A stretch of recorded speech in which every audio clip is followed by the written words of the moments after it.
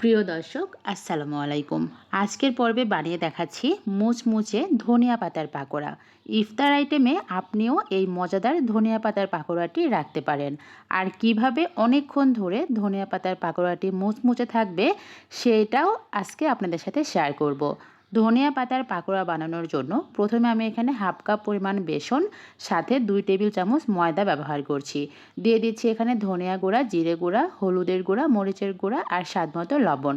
Half চামচের মতো দিয়ে দিলাম বেকিং পাউডার আর 1 চিমটি পরিমাণ বেকিং সোডা। সামান্য একটু দিয়ে দিয়েছি রসুন আর জিরে বাটা। এই শুকনা উপকরণগুলো আমি ভালো করে মাখিয়ে নিয়ে এখন ফ্রিজের ঠান্ডা পানিটা ব্যবহার করছি। ফ্রিজের ঠান্ডা পানিটা ব্যবহার করার কারণ হচ্ছে আমি বেসনের সাথে ময়দা ব্যবহার করেছি এই কারণে। অল্প অল্প করে পানি দিব আর ভালো করে ব্যাটারটা রেডি করে নিব। পানিটা কিন্তু একবারেই ব্যবহার করা যাবে না। অল্প অল্প করে পানি ব্যবহার করে এরকম একটা ব্যাটার তৈরি করে নিতে হবে। ধনিয়া পাতার পাকোড়া বানানোর জন্য ব্যাটারটা একটু ঘন করে বানাতে হয়।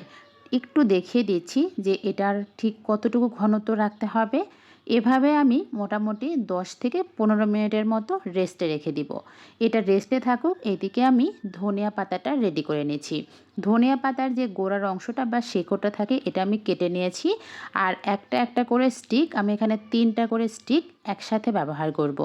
এখন এই ব্যাটারের মধ্যে ভালো করে ডুবিয়ে নিচ্ছি।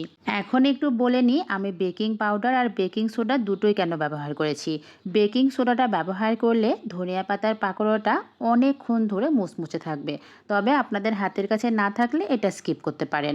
আমি ব্যাটারের মধ্যে ধনিয়া পাতাটা ভালো করে কোট করে নিয়ে এখন তেলের মধ্যে ছেড়ে দিচ্ছি।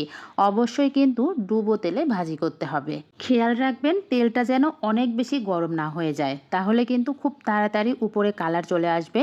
তাই মিডিয়াম হিটে, তেলটাও যখন মিডিয়াম হিটে থাকবে সেই অবস্থায় ধনিয়া পাতার পাকোড়াগুলো ছেড়ে দিতে হবে।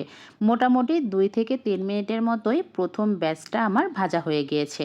এখন আমি একটা ছাঁকনির সাহায্যে ছেঁকে নিয়ে প্লেটে উঠিয়ে নিচ্ছি। প্রথম ব্যাচটা ভেজে নিয়ে আমি দ্বিতীয় ব্যাচটাও কিন্তু একই রকমভাবে ভেজে নিব।